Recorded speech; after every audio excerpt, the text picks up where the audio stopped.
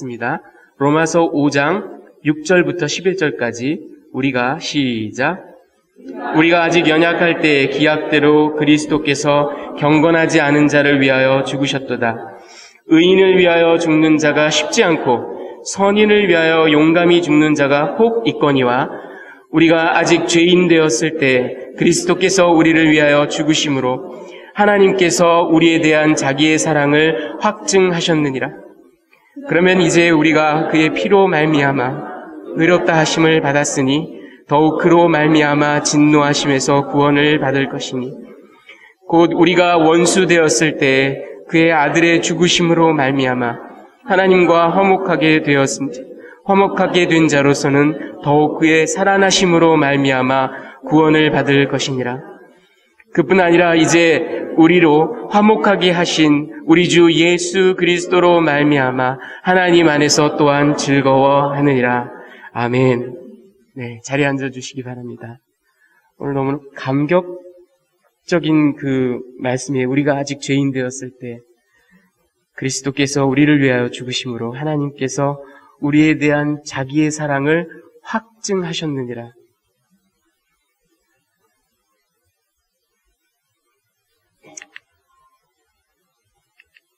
이게 안 되네요. 안 꼽았나 봐요. 네. 다음 걸로 넘겨주시겠습니까, 일단? 예.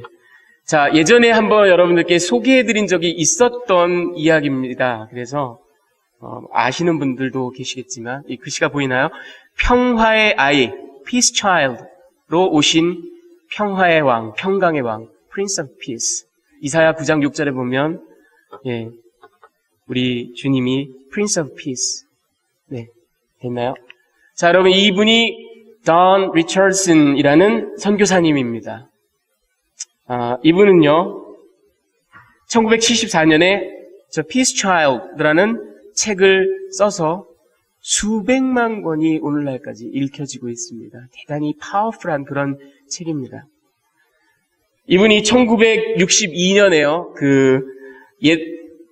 네덜란드령 뉴기니, 그러니까 그게 어디냐면 저 호주, 지금 분홍색으로 보이는 게 호주인데 그 위에 요 섬입니다. 네.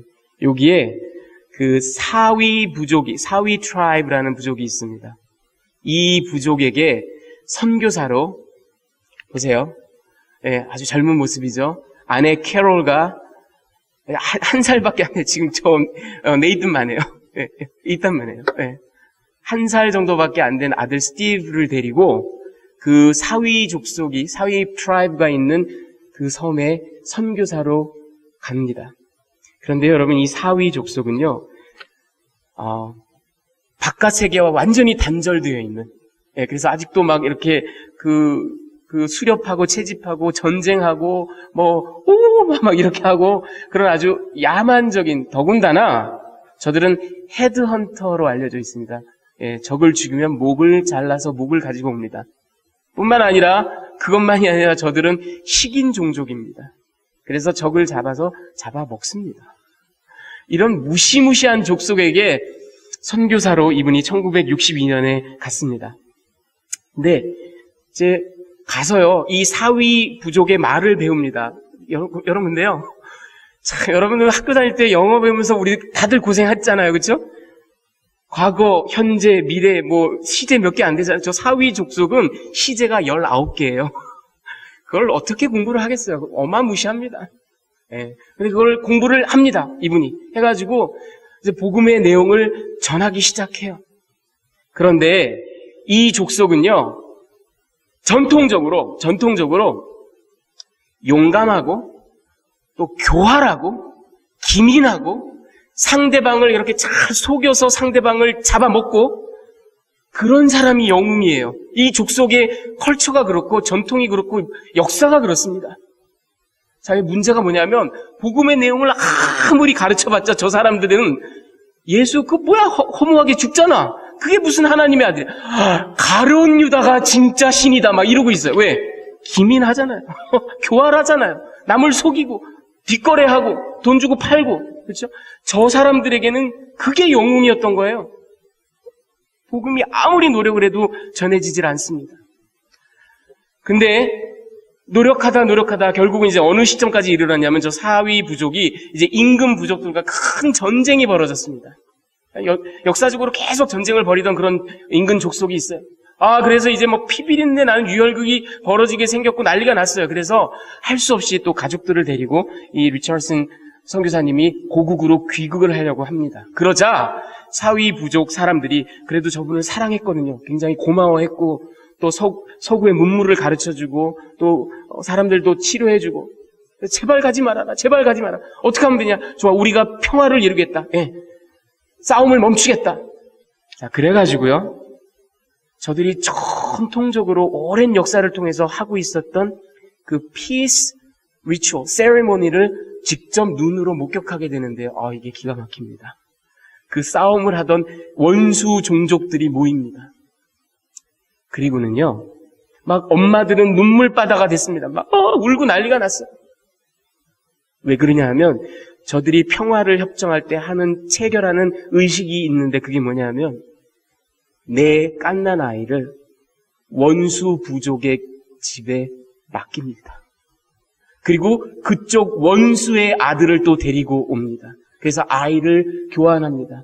이걸 바로 peace child라고 합니다. 이 아이들이 원수의 집에 이렇게 익스체인지가 되어서 자라고 성장하고 하는 두 부족 간의 싸움이 그칩니다. 지금 여러분 보시죠? 저 갓난아기를 넘겨주는 모습. 저걸 보면서 리처슨 선교사님이 이거구나.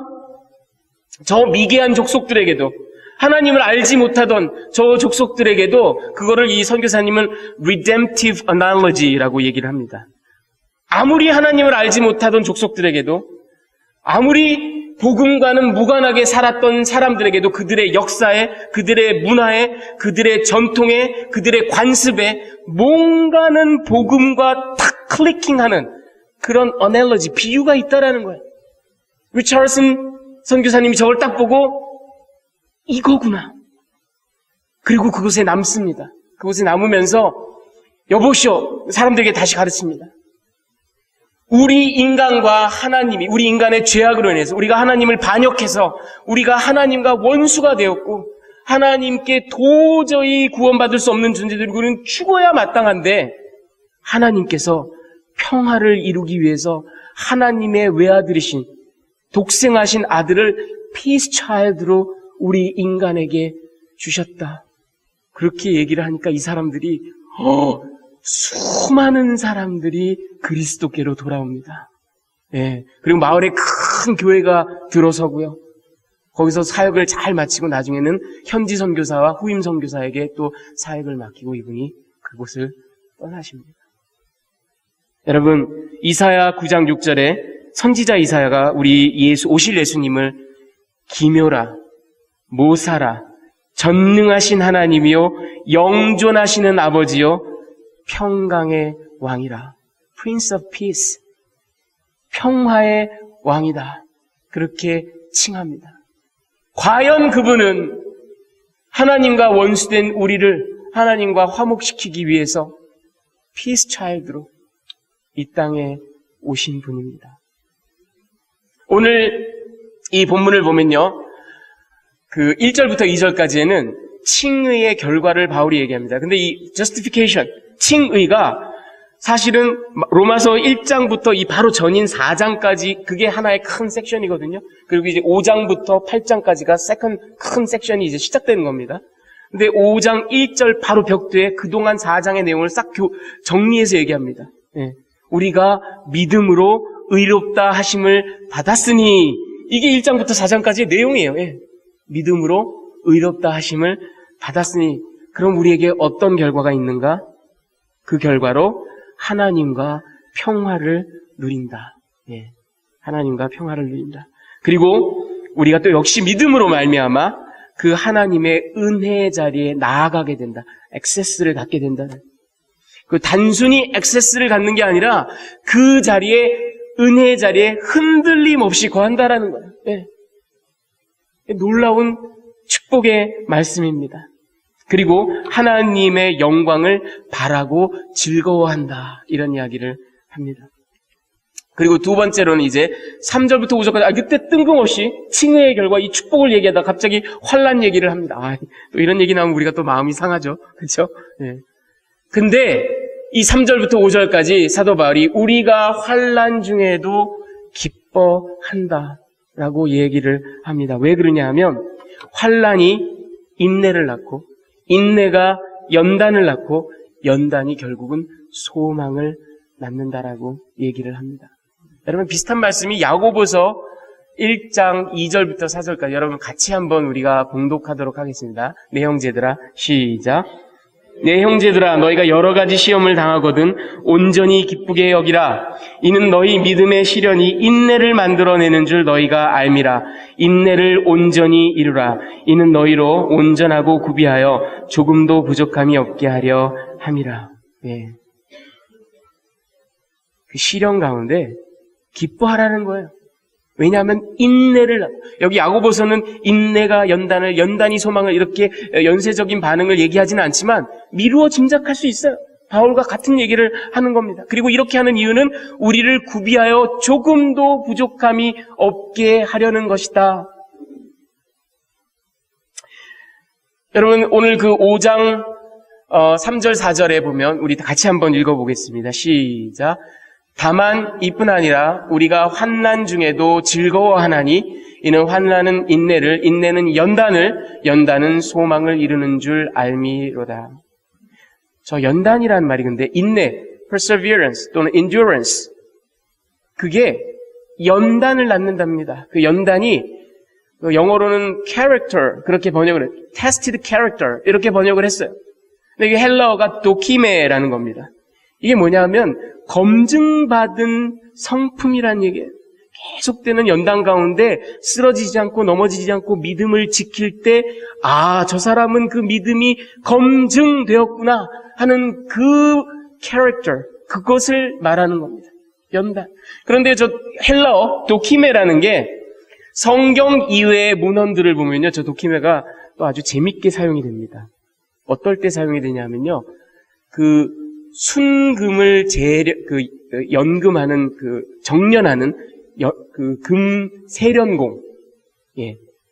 금 세련공이 금을 세련하는 그 과정을 바로 저 도키메라는 말을 사용해서 표현을 합니다. 왜 그러냐면요. 금을 다 녹이잖아요. 금을 다 녹여서 그거를 아주 뜨거운 물에 끓입니다. 끓이면 어떻게 되냐면요. 그게 보일링 포인트까지 올라가요. 그래서 끓어요. 금이 끓어요. 금이 끓게 되면 어떤 현상이 벌어지면 그 안에 있는 각종 미네랄, 각종 불순물 그런 것들이 다 위로 떠오릅니다. 왜냐하면 금은 세상에 있는 물질들 가운데 가장 무거운 물질 가운데 하나예요. 그러니까 금은 밑으로 가고 온갖 미네랄들 이런 것들이 다 떠오릅니다. 그럼 금세련 공은 무슨 일을 하냐면 그거를 싹 이렇게 걷어내요. 네. 그렇게 해서 순전한 금이 나오는 거예요.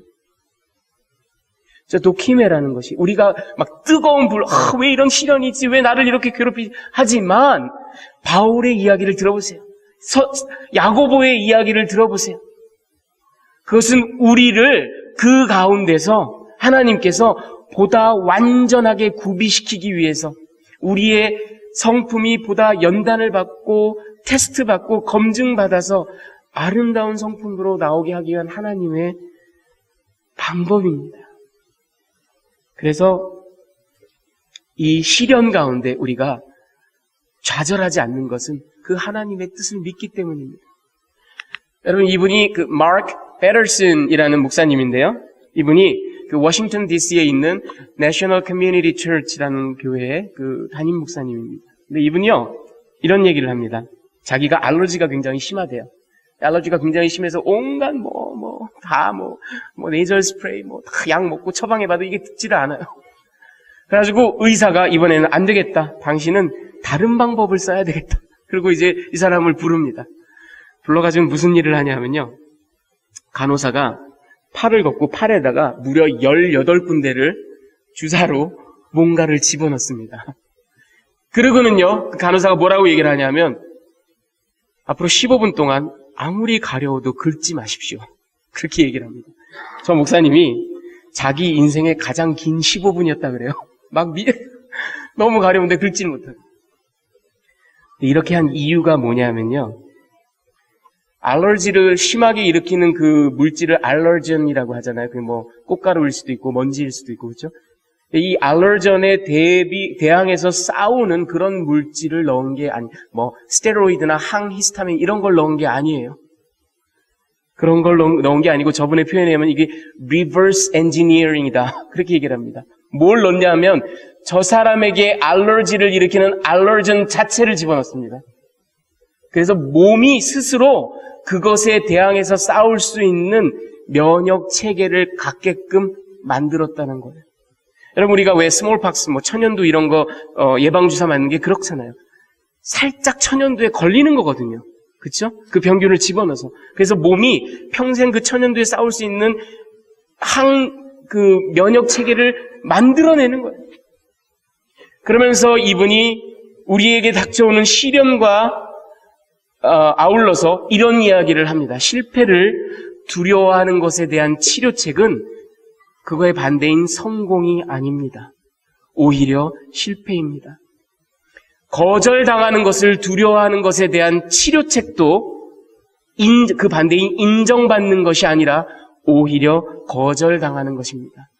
당신이 두려워하는 것 그것 자체를 직면해야만 합니다.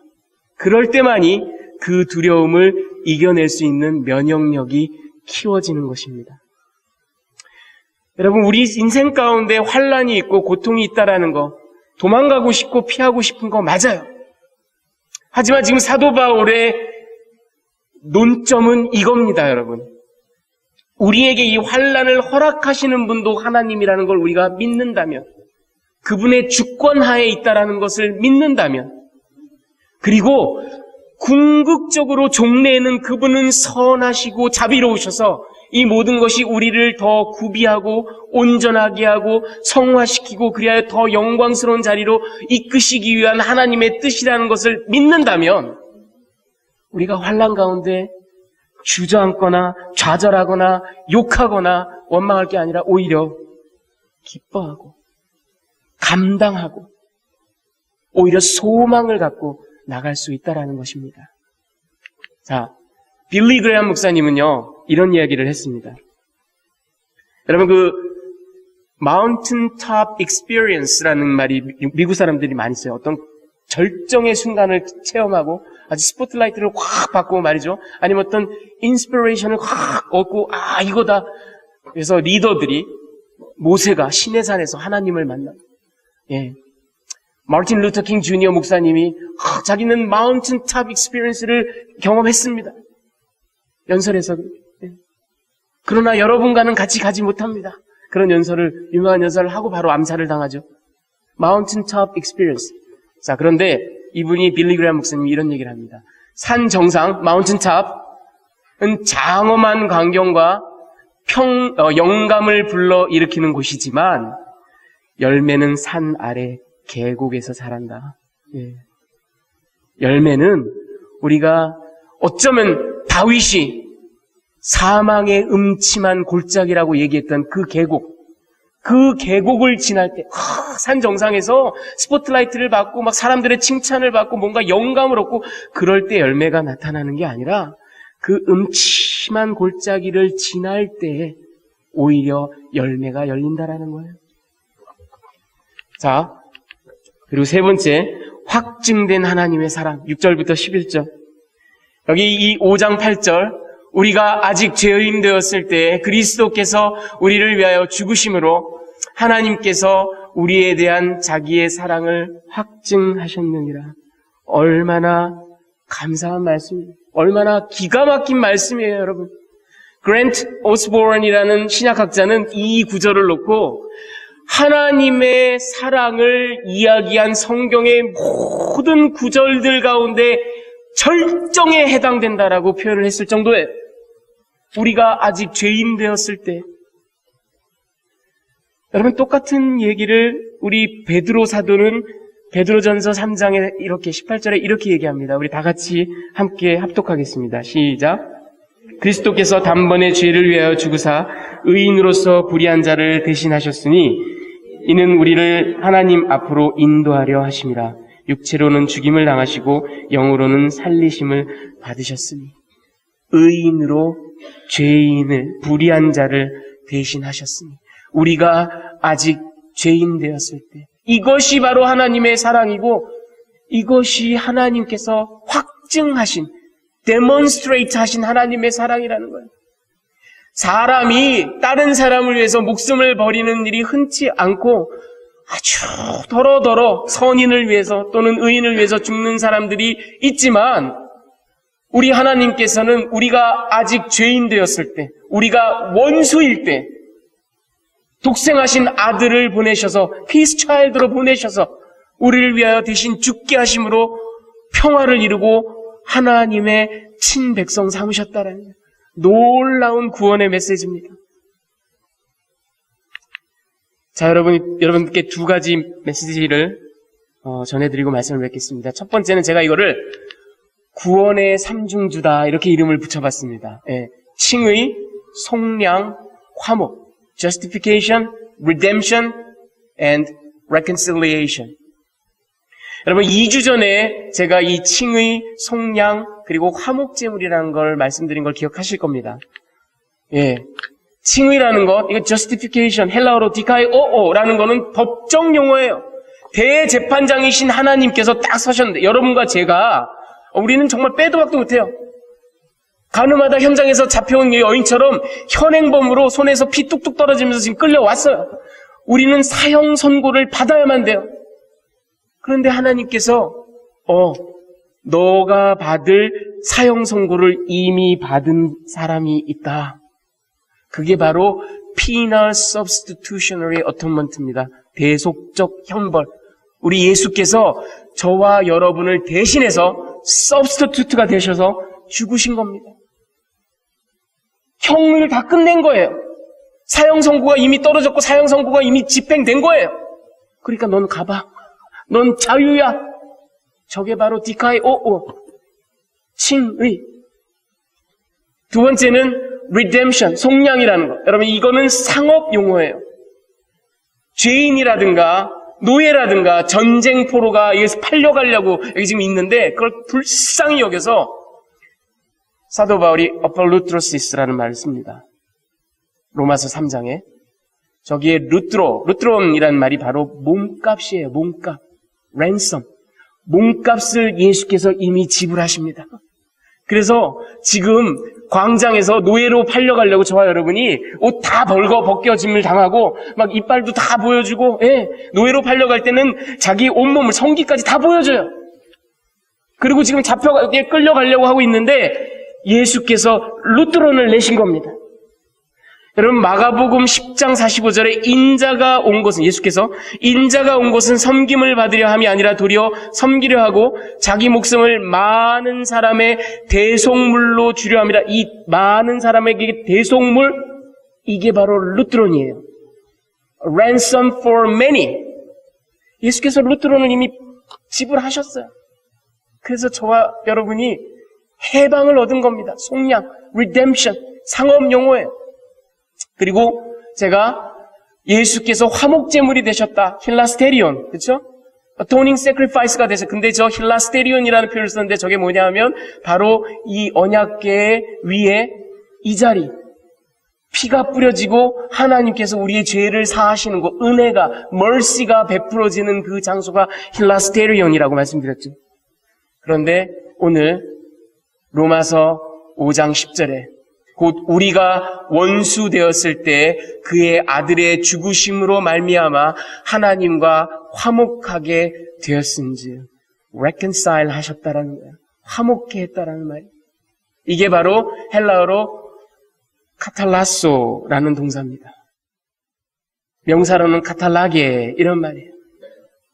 이거는 아까 디카이오오는 법정 용어고 아폴루트로시스는 상업 용어라 그랬죠. 이거는 personal relationship, 관계의 용어입니다.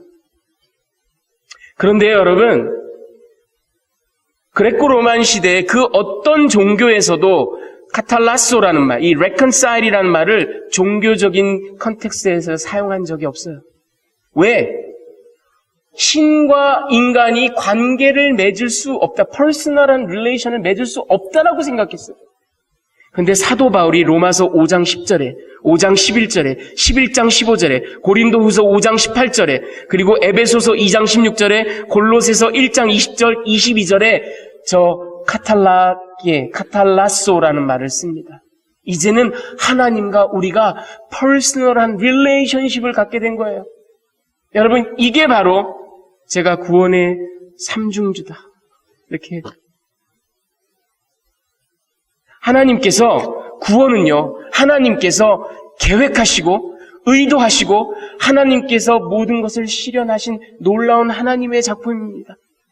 하나님께서 아들을 보내시고 하나님께서 그 모든 대속의 일을 그리스도 예수를 통해서 다 감당케 하시고 성령님까지 보내주셔서 우리를 책망하시고 꾸짖으셔서 우리가 죄를 회개하고 하나님 앞으로 나아갈 수 있도록 모든 것을 구원을 이루셨어요.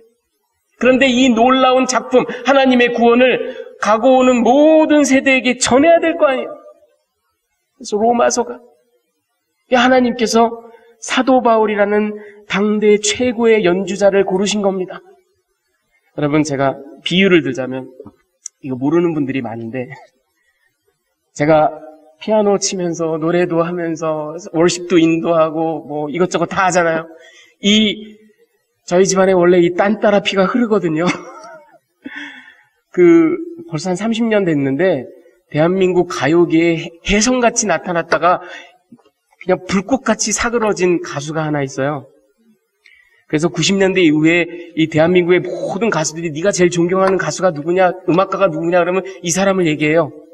유재하라는 사람입니다.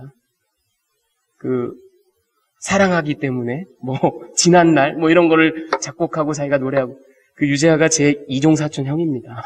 네. 제가 고등학교 2학년 때 그 집에 이제 놀러를 가서 형이 그때 마침 딱 하나 앨범 남기고 교통사고로 죽었어요. 그 앨범 작업을 막 하고 있을 때입니다. 저한테 음악을 들려줘요. 근데 이 재하 형에게 아주 특별한 점이, 그때까지 그 뮤지션들에게 없었던 특별한 점이 뭐냐면, 이 사람이 한양대 음악 작곡가를 나온 사람인데, 클래식 음악을 전공한 사람이에요. 근데 이 노래를 자기가 작사하고 작곡하고 스튜디오에 앉아서 자기가 키보드 치고, 그거 끝나고 난 다음에 자기가 기타 치고, 그 다음에 그거 끝난 다음에 자기가 베이스 기타 치고, 그거 끝난 다음에 자기가 드럼 치고, 그거 다 합쳐요. 그리고 거기다 자기가 노래를 합니다. 다 해요. 혼자 북치고 장구치고 다 해요. 네. 그걸 저한테 들려주더라고요. 말하자면 여러분, 비유적으로 하나님의 작품 구원이 여기에 놓여져 있습니다. 사도 바울이라는 당대 최고의 볼추오소를 하나님께서 택하셨어요. 말하자면 그는 피아노도 기가 막히게 치고 바이올린도 기가 막히게 켜고 첼로도 그래서 구원을 칭의라는 시점에서 연주를 막 피아노를 합니다. 그리고 그거 끝나고 난 다음에 스튜디오에 또 가가지고 이번엔 구원을 상업적 용어로 이렇게 구원을 연주를 하는 거예요. 그리고는 그거 마치고 난 다음에 이번엔 첼로로 구원을 관계적인 용어로 reconciliation, 카탈라소라는 측면으로 또 이렇게 우리에게 서술을 합니다. 그래서 로마서라는 CD가 우리에게 주어진 겁니다. 이 구원의 놀라운 삼중주, 칭의, 속량, 화목. 여러분, 화목은 구원의 아주 중요한 국면입니다. 칭의의 직접적인 결과입니다. 속량을 받은 우리가 누리는 놀라운 축복입니다. 하나님과 원수되었던 우리가 하나님의 친백성이 되고 하나님과 평화를 누리고 하나님의 임재 앞에서 마음껏 뛰어노는 것. 이것이 바로 주께서 우리에게 베푸신 이 구원의 또 다른 국면. 네. 자, 그럼 두 번째로 여러분들께 드리기 원하는 메시지는 그 화목해 하신 하나님을, 그 사랑을 우리가 본받아야 된다. 이것은 너무나 당연한 논리적인 귀결이고 크리스찬 윤리적인 그런 결론이에요. 제가 여러분 2001년에 뉴욕타임스의 기사를 하나 읽었는데 여기 재밌는 거를 하나 봤어요. 중국에 미스터 송이라는 사업가가 있습니다. 이분은 원래 자기 아버지와 같이 사업을 했던 사람이에요. 의류 사업을 했던 사람입니다. 그런데, 무슨, 논쟁이 막 일어나고 아버지랑 막, 그러고는 이제 서로 의견이 달라가지고 확 언성이 높아지고 하다가 그냥, 그럼 아버지랑 안 해요! 이러고 이제 뛰쳐나갔어요. 그리고 문을 쾅 닫고 나갔어요. 근데 그것이 계기가 돼서 아버지와 의절을 합니다. 그리고는 자기가 이제 혼자 또 말하자면 열심히 일해서 의류업자로 성공을 합니다. 수년이 지났어요. 그래서 이 아들의 마음에 아버지랑 화해를 해야 될 텐데 그런 마음이 들었어요. 그래서 아버지께 이제 선물을 잔뜩 사들고 이제 화해를 구하려고 찾아갑니다. 근데 세상에 그런 아버지가 또 있더라고요. 그 선물을 그냥 그 길바닥에다 확 집어던지고 문을 꽝 닫으면서 너 같은 자식 없어! 그러고 아들을 문전박대를 합니다. 그래서 이 미스터 송이 어떤 방법을 택했는지 아세요? 그때 중국에 티안진 Apology and Gift Company라는 회사가 있었습니다. 그 회사의 모토는 뭐냐면 We say sorry for you. 돈만 내면 우리가 당신을 대신해서 사죄를 하겠습니다. 여러분 장난같이 들리지만 굉장히 시리어스한 비즈니스였어요. 여러분 중국 사람들은 이 체면, saving face 이런 개념이 있기 때문에 쉽게 사과하지 못합니다. 우리 한국 컬처도 좀 비슷하죠. 더군다나 어른은, 아버지는, 어머니는 자식들에게 사죄하지 못하죠.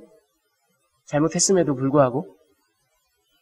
그래서 이 회사를 찾아가요. 돈을 많이 냅니다. 그러면은 그 직원이 찾아가서 대신 선물과 편지를 전달하고 그 다음에 마치 변호사처럼 가서 대신 막 해명을 합니다. 물을 집어던지면 물바가지도 대신 쓰고. 여러분 이 직원들이 보통 단순한 사람들이 아니에요. 현직 변호사, 소셜 워커, 선생님, 티처 이런 사람들 아주 그러니까 리스펙터블한 직업을 갖고 있고 옷도 말끔하게 차려입고 중년에 아주 교양 있고 근엄한 사람들이 가서 대신 사죄를 하는 거예요. 그래서 미스터 송은 이 직원이 무려 5번이나 아버지를 찾아간 결과 아버지와 화해를 이루었습니다. 물론 문화적인 차이도 있고요. 그렇긴 하지만 오늘날 현실에 이렇게 화해를 청하거나 용서를 구하거나 우리가 화목하게 지내자라는 그걸 왜 자기가 못해요? 그렇죠? 네. 돈을 많이 내고 한다라는 그 발상 자체가 참 특이하죠. 또 반대로 여러분 우리가 사는 이 북미 지역 웨스턴 소사이어티는 또 너무나 쉽게 영혼 없이 I'm sorry, excuse me 영혼 없이 그냥 미안해 여러분 이제서야 말씀입니다만 우리가 이 교회를 성전을 이전하는 과정에서 그 세인트 필립 교회 그 브래디 목사님이 저한테 참 잘못을 많이 했거든요.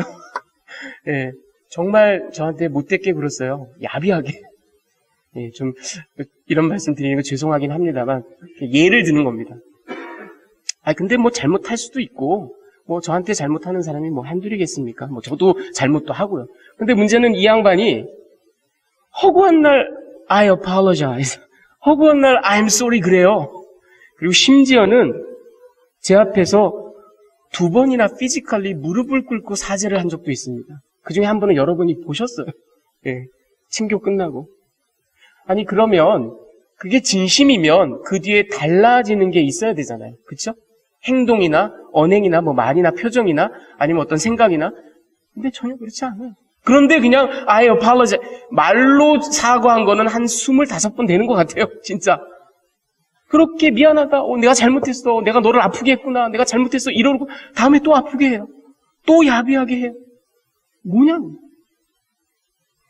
이게 오늘날 우리가 사는 컬처가 여러분 미안하다는 말을 절대 못하거나 아니면은 너무나 그냥 무성의하게 어떨 때 보면은 이게 진심으로 하는 게 아니라 사람들 앞에서 자기를 좋게 보이려고 위선으로 I'm sorry, I apologize를 하는 게 아닌가 싶을 정도로 예, 우리가 사는 문화가 이렇습니다. 그런데 여러분 하나님께서 우리와 화목하신 방법을 보십시오. 하나님은 그 아들을 보내셨어요. 큰 희생을 감수하십니다. 그 십자가라는 건 하나님이 감당하실 수 있는, 하나님의 아들이 감당하실 수 있는 그런 수준의 모욕이 아니에요. 그런데 그분은 그걸 하셨습니다. 여러분, 화목해 한다라는 건 이런 희생과 이런 낮아짐이 있어야만 가능한 일입니다. 그런데 그 하나님께서, 우리와 화목을 이루신 하나님께서 어쩌면 우리에게, 하나님의 자녀인 우리에게 너희도 공동체 안에서 화목을 이루려무나 하고 말씀하시는 게 아니겠습니까? 우리가 그 은혜를 받은 자들인데.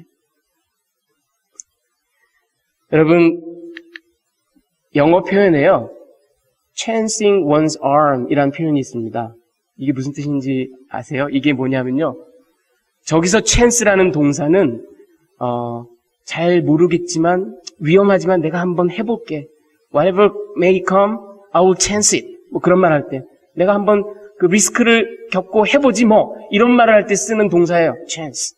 그러니까 take a chance, 뭐 take risk, 그런 말이랑 같은 말이에요. chancing one's arm. 근데 이 말이 어디서 나왔는지 아십니까? 이게 1492년 아일랜드에서 있었던 일을 계기로 영어 표현에 남게 된 그런 수거가 됐습니다. 왜냐하면 여기가 그 아일랜드에 있는 더블린의 그 세인트 패트릭 카테드럴, 성 패트릭 대성당입니다. 그 실내는 이렇게 어마어마해요. 웅장해요.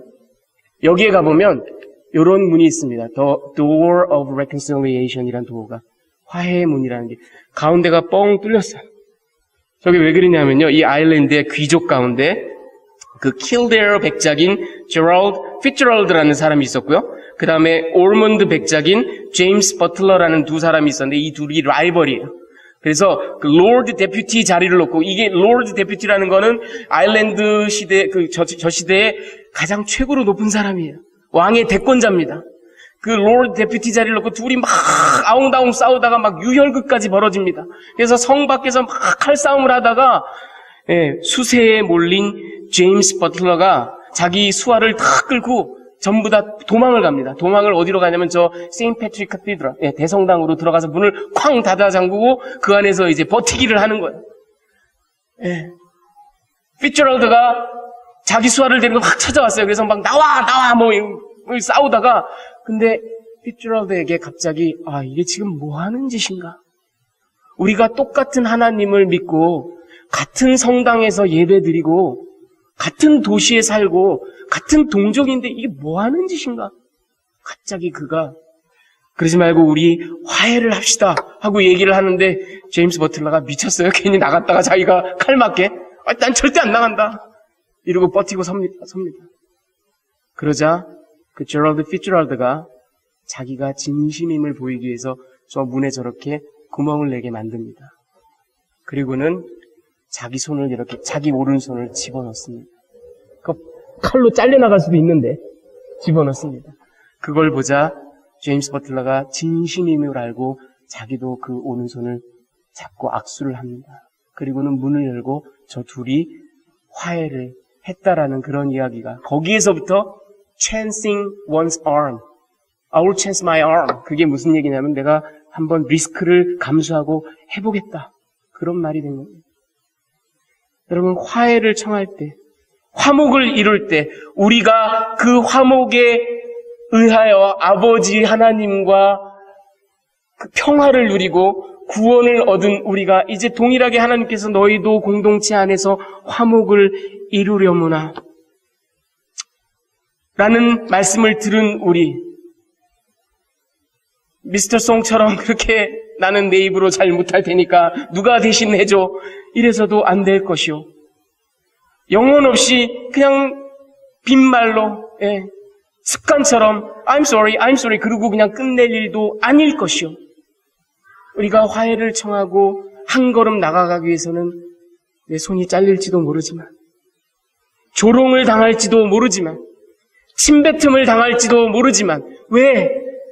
내가 하나님으로부터 그런 화목해 하심을 받은 존재이기 때문에 나도 역시 화목해 하라신 그 하나님의 뜻을 받도록 부족하지만, 어렵지만 마음을 다하여서 손을 내미는 그런 저와 여러분이 되시기를 간절히 주님의 이름으로 축원합니다. 화목을 이루라. 사도 바울이 역시 고린도 교회에 화목을 이루라. 그 말씀이 우리 공동체 가운데도 이루어지기를 간절히 소원합니다. 같이 기도하시겠습니다. 할렐루야. 살아서 역사하시는 하나님 아버지, 주님의 놀라운 은혜에 감사를 드립니다. 우리를 화목케 하신 하나님, 먼저 화목을 이루기 위하여 아들을 보내셔서 피스 차일드로 보내셔서 대신 죽게 하시고 그렇게 화목을 이루신 하나님, 그 놀라운 평화와 은혜를 감사드립니다. 또한 그 아버지의 하신 놀라운 화목을 본받아 우리도 역시 우리 가족 가운데, 우리 친지들 가운데, 또 우리 공동체 형제 자매 가운데 먼저 손 내밀고 먼저 위험을 감수하여 화목을 이루기를 소원합니다. 하나님, 우리 공동체에 평화가 넘쳐나게 하시고 그 평화를 통하여 아버지께서 이루신 그 화평함을 날마다 누리는 귀하고 복된 예당 공동체가 되게 하여 주시옵소서. 주께 감사를 드리며 귀하신 우리 주 예수 그리스도의 이름으로 기도합니다.